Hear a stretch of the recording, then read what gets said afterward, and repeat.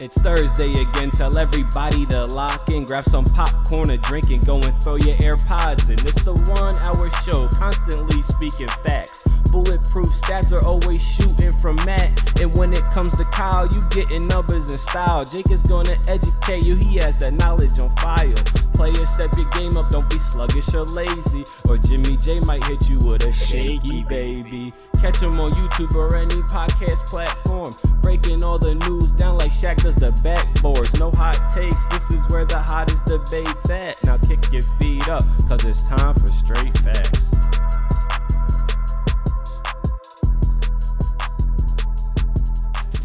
What's going on, y'all? Welcome back to Straight Facts, a sports show that educates and entertains. Brought to you by the Up On Game Podcast Network. That one stumbled out of my mouth for a little bit. But it's the guys. It's your boy James Jackson, Jake Galley, Kyle Sirik, and Stat Matt Robinson. We are now officially in the NFL offseason.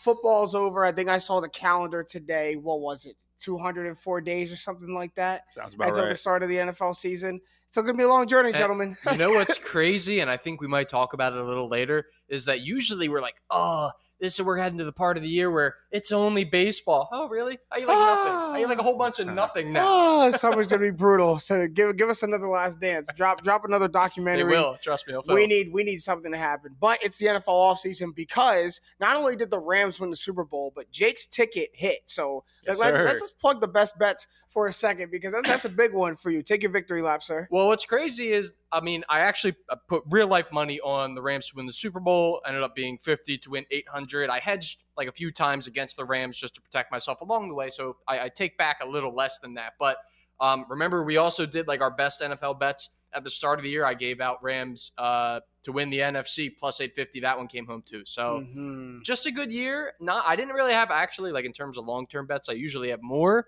But I can't complain, man. How about that one, man? We'll take it. It's on to next year. Someone told me the Eagles are winning next year. That's what I heard. I had that on good authority. And this is what happens when you let Jake go. Just a little bit too far. But we got to break down that Super Bowl that just happened. The Rams. I think the best way for us to go about this is really just like let the stats kind of take us through the game, right? Like how the stats really shape the Super Bowl. So the first way like we can go about it is Joe Burrow. It says in the script only went for 263 yards, 1 touchdown, no interceptions. At the end of the day, it was not enough. Like we said, like Joe Burrow needed to have this big game, he needed to overcome his offensive line. And the last play of the game is a microcosm of that. He just couldn't. It was we said what 250, 2 touchdowns and 0 interceptions. Or one interception. And realistically, Mixon throws Higgins that touchdown, but like that's probably like Joe, like more times than not, you can count that as a passing touchdown going to be Joe Burrow's touchdown. So like he kind of did his part. We'll get into it. It wasn't enough, as we had talked about earlier. It's tough. It's funny. Everything comes full circle. Not when we were talking the draft, no one was thinking Bengals Super Bowl contender, but it was O-line versus wide receiver. What do you do? And on top of that, like a reason the stats were there, he's under constant pressure. Sacked 7 times, probably under pressure another 10 times, just forcing. Yeah, the Rams had a pass rush win rate of 82%. On brand. Which is the highest ridiculous. Of any team this entire season in any game. Obviously, the Bengals don't regret not taking Penei Sewell. Right. Because they made the Super Bowl their best, tied for their best season in the history of their franchise. So it's... The game kind of we kept saying on this podcast, like every week, at some point the O-line's going to break. At some point the O-line's going to break. And it did. At the very last second. Because they had to play Aaron Donald. I agree with you. They might not regret not taking Penei Sewell, but like this is how you end up in an Andrew Luck-esque situation. Joe Burrow just endured one of the most sack seasons. I don't know. I think maybe 4th most in a season, including playoffs. He's been sacked a ton. You now have to get your next whatever you fill in for left tackle or right tackle or whatever you're going to attack on your offensive line. You have to get it right.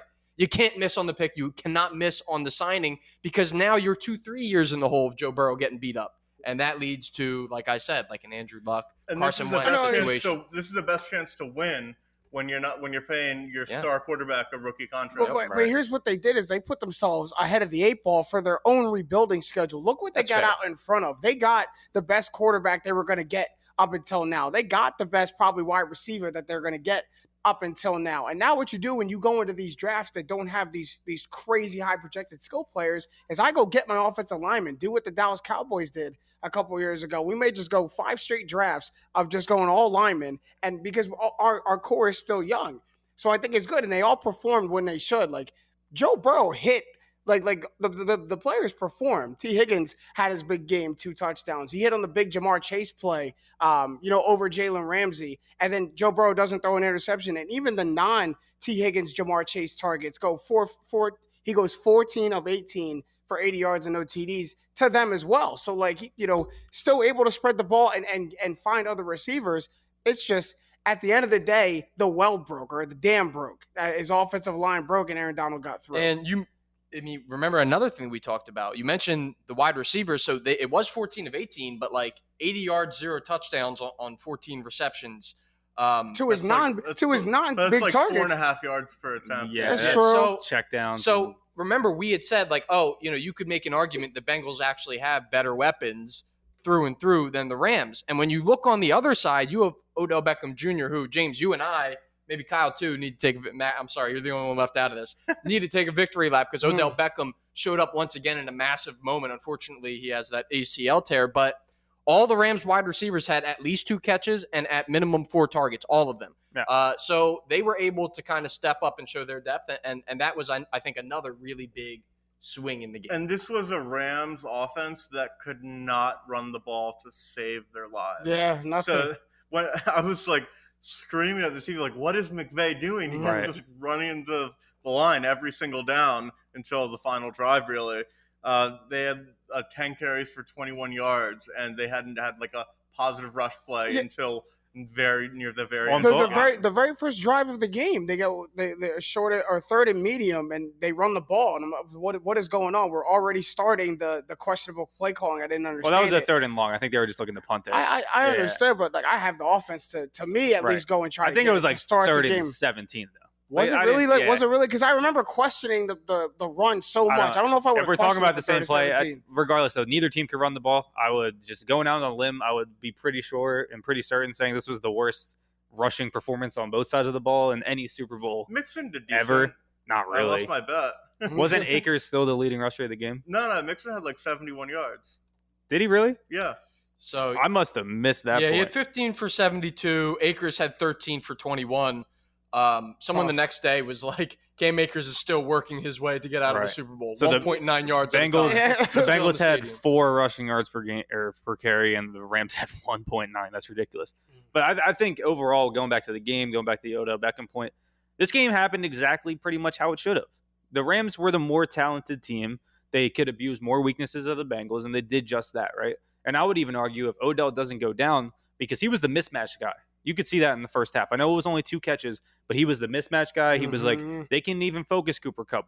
Odell's going to go off. And he was. I think if he doesn't get hurt, they probably win that game by double digits. I remember all around, they were just better. Later in the game, Stafford threw a pass to Van Jefferson. He tried to one-hand it. And it was clear, that's where they need Odell. Odell, and he just bounced off his hand because Van Jefferson isn't Odell. And I said right when Odell went down, I was like, it was one play went by. And my friend Chuck actually made fun of me when I said it because I was like, this offense looks a lot different when Odell's not on the field. He's like, there's one play. How did you see that? But I was like, no, just look at the makeup of it. Because now all of a sudden it's like Cooper Kupp, a deep threat of Van Jefferson, and what else? What else is going on? Skoranek or whoever is running around that. And I'm very much okay with Cooper Kupp getting the Super Bowl MVP. I think the stats are going to back it up. That's what you're going to be able to look back on and say he read the. I still think Aaron. I was more upset at the moment. Okay, but here's do you know how it works? Wait, let me interject real quick because I think this is messed up. The way the Super Bowl MVP voting works is all the guys have to have their ballot in by the 2-minute warning. True story. I mean, true story. That's how it works. Like, what if the game goes overtime? Right? Like, this is how it goes. It's weird. And that's I guess even more to that logic. I guess it's going to have to go to Cooper Kupp. Cooper Kupp, the worst passer rating of any Super Bowl MVP ever. That sure, but listen, like. Aaron Donald completely like put his stamps all over that game. And there was a moment like that the switch flipped and he understood that I need to go and win this game. I don't know if it was the scrimmage on the sideline. I don't know if it was when he saw the Rams try the Philly special and it go completely awry. But there was a point where Aaron Donald said like the offense is sputtering again, like they've done for the past 2 games. They're sputtering again. And he didn't wait until deep in the game to start to just completely put it in the defensive favor, and that's what like helped the Rams. That's not going to show up on paper, but that's what Aaron Donald did. I could see him like physically lock in and take that game over. So like Cooper Kupp's going to take the hardware home, but you could see Aaron Donald like to me the most underrated sequence of the game is first play of the second half, T. Higgins touchdown. Then like 2 plays later, bounces off Skoranic's hands and it's intercepted.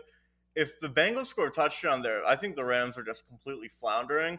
And Donald had 2 sacks, once on like when the skirmish happened, and the second was on like a 3rd and 3, or 2nd and 3 that made it like 3rd and 11. And holding them to a field goal there, if they don't do that, I think they lose.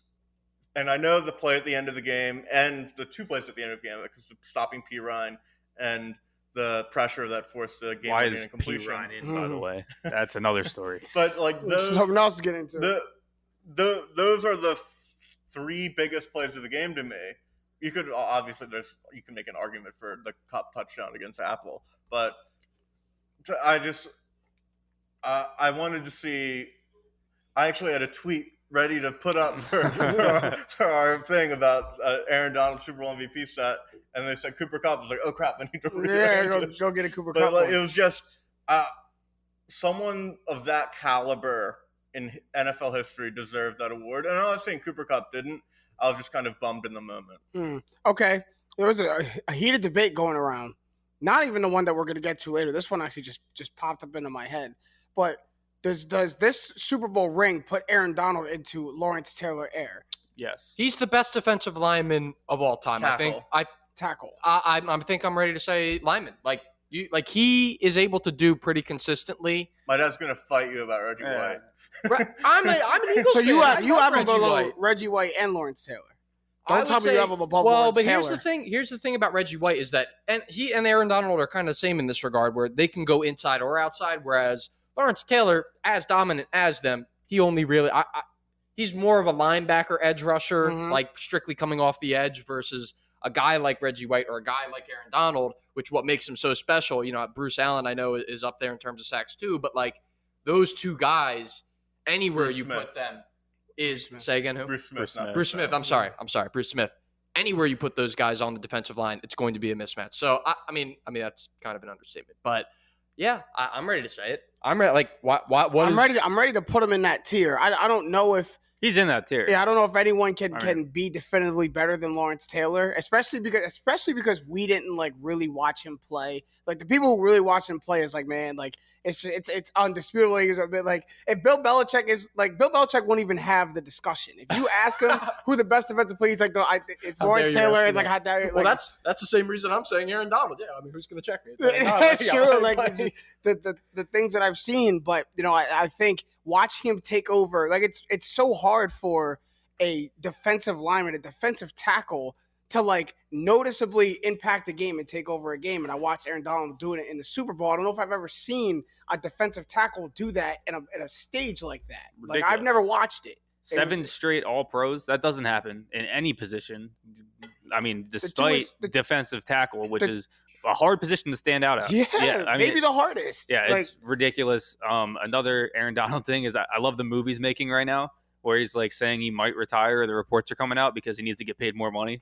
I mean, he's the 8th highest paid defensive tackle, and he's probably the best defensive lineman in the last 25, 30 years. He's watching a lot of big contracts go around him. Yeah. He's watching a lot of people make a lot of money on that team. I don't think he retires, but I love the power move because he still has 3 years left on his deal. And at minimum, all it gets him is a free training camp. He doesn't have to go into training camp. That's still a win if it all resolves how it is now. One of those teammates who has a lot of money around him is one Matt Stafford, who is the center of a very hot debate that we absolutely have to have.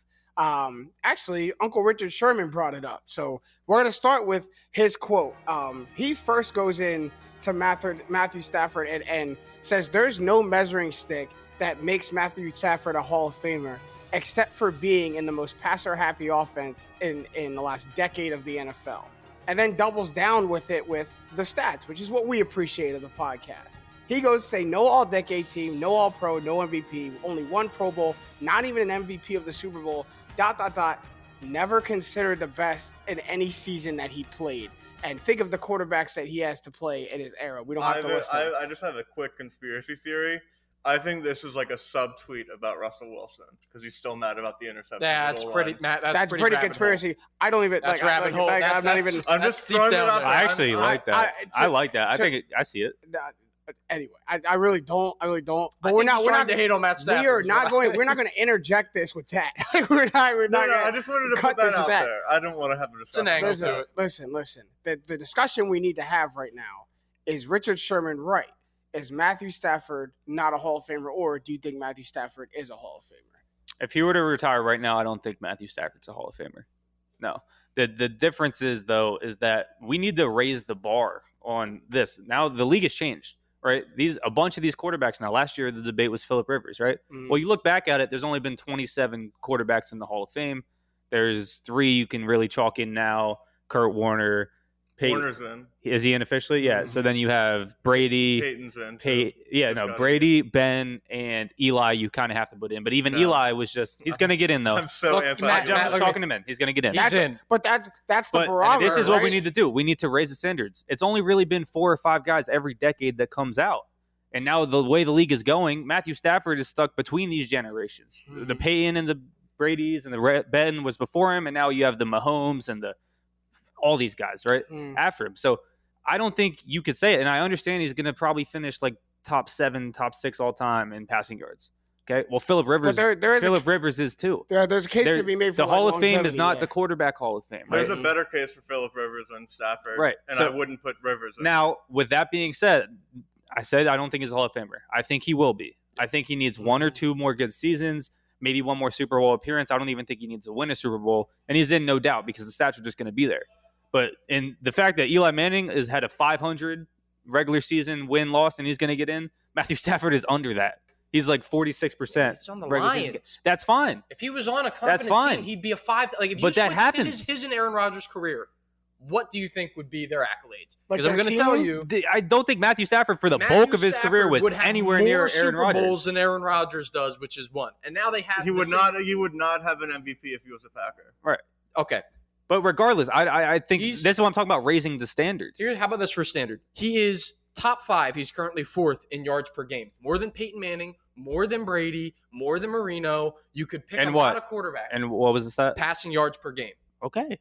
Cool. That's fine. Okay, and Mahomes will be higher than him. Josh Allen will be higher than him. Joe Burrow will be higher than him. All these new guys are going to be higher than him. The game has changed. You need to up what you're looking at. I'm done with yards as a barometer for the Hall of Fame. What about Joe Flacco has more career passing yards than Joe Montana? So here's what I wanted to get into, because I was going to bring this argument up. He's going to be top 10 in yards, completions, and touchdowns, like bona fide. If he plays 3 more years, he's going to be top 10. He'll probably be closer to 5. Because the Lions were losing by a lot, so he threw like 50 times. I got a little scared, though, bringing this argument up when I'm looking at the list of all-time passing yard leaders. I'm scrolling down. There's a name at number 30. I think I could give you guys. I'm not going to let you guess because we'd be here all day. Number 30 in all-time passing yards in the NFL, Andy Dalton. Exactly. It's a little petrifying when you read that, but understand this. Like, we say the same thing about Mahomes when we were talking about the GOAT conversation. Matt Stafford is on the best team in the NFL right now. The team that just won the Super Bowl in the best passing offense in the league, one of them. Like, he's going to be here for 2-3 more years. If he wins another Super Bowl, we could stop this discussion. Yeah. No. Stafford could become a Hall of Famer. I don't think he is. I think he's very close, is what I will rest on. And I don't want to kind of crap on what Stafford did, because what Stafford did this playoffs is really incredible, because the Rams had no running game the entire postseason, and he led them to a Super Bowl. Mm-hmm. And so you obviously get credit for it. Eli did the same thing in 2011. He carried the 2011 Giants to the Super Bowl too. I don't think one really good playoff run deserves you for the Hall of Fame. But I also don't want to get bogged down into, he has to be this, otherwise why can't we just he was really good? Everything in sports now has to be all or nothing. Right. He's not the GOAT, so he's trash. And it's just no, Stafford's just been a good quarterback and a really good quarterback, and I'm happy for him that he finally won. But like if you just look down, so I broke down starting in 2011. I took out his first 2 years because I didn't think that was fair because he was going to an 0-16 team. So 2011 was Stafford's breakout year. So his passer rating ranking in the NFL, if you just average it out from 2011 to now, is 13th. Touchdowns, average it out, it's 10th. That's a really good quality to have in a quarterback. If for 11 years he's been consistently healthy for the most part, and he's been above average, especially on some really bad Lions teams. But he also had like Calvin Johnson. Yeah, that's tough. It's not like he had absolutely no. And was playing from behind. But like at the same time, I get that the playing from behind. Yeah, Golden Tate, who was a good player. Like he had years in Detroit where he had some decent weapons. To be honest, Richard Sherman named a lot of accolades and a lot of stats that are on paper going to hold weight. But I think the part of like the Hall of Fame, and Kyle, you're right, like raising the standard, and the part that he hit is he was never considered the best like at his position in any time that he played. I think this year was the first year he was really considered like top 5.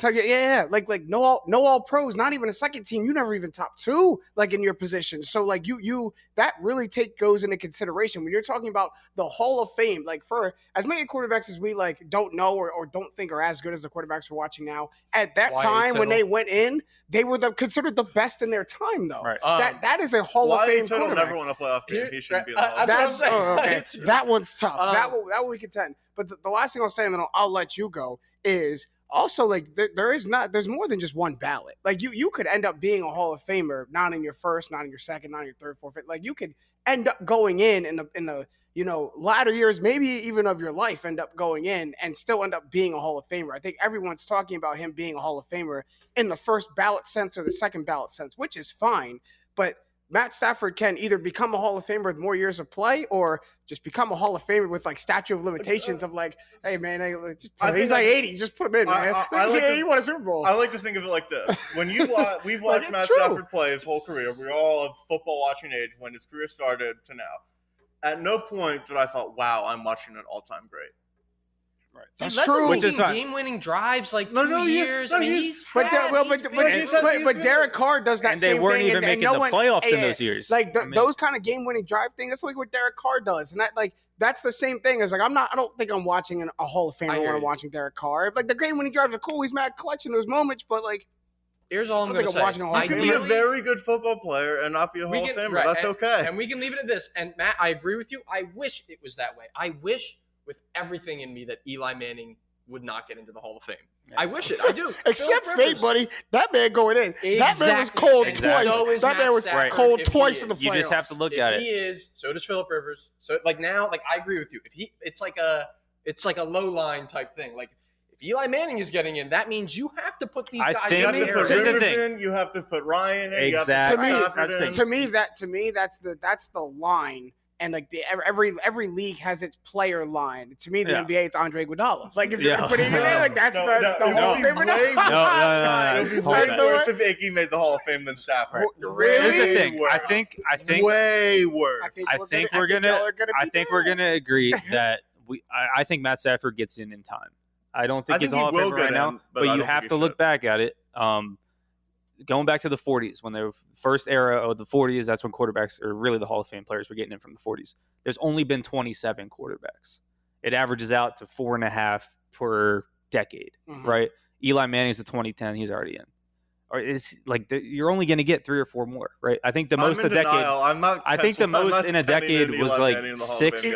I think 6 quarterbacks from the 80s got in, and that was the most in a single decade. But you have to understand, Kyle, like they are going to put more quarterbacks in now because the passing game is more important. And that is why I think they shouldn't. I think the standard is going to get raised. But you have to. We're going to have this conversation every year. We had it last year with Phillip Rivers. We're going to have it with Stafford. When Matt Ryan retires, people are going to talk about it. And I understand you, but I think that's a good point. You have to also understand where the game is. Just like for the NBA, like 3-point shooting is more prevalent. Right. So the shooters are going to start. I understand where the game is, but I don't think they're going to be putting in 9 quarterbacks into the Hall of Fame a decade. I think it's honestly, going to get raised. I would like them not to. So, but with reality, I don't think they will. It also chunks. You can't put every quarterback in the league. Not 5 quarterbacks like all like retire the same year. That's what we're all going to get. Like Drew Brees is going to get in 1 year. It's the playing decades though. It's not just per. Look at Breeze gets in. Russell Wilson gets in probably. Aaron Rodgers gets in.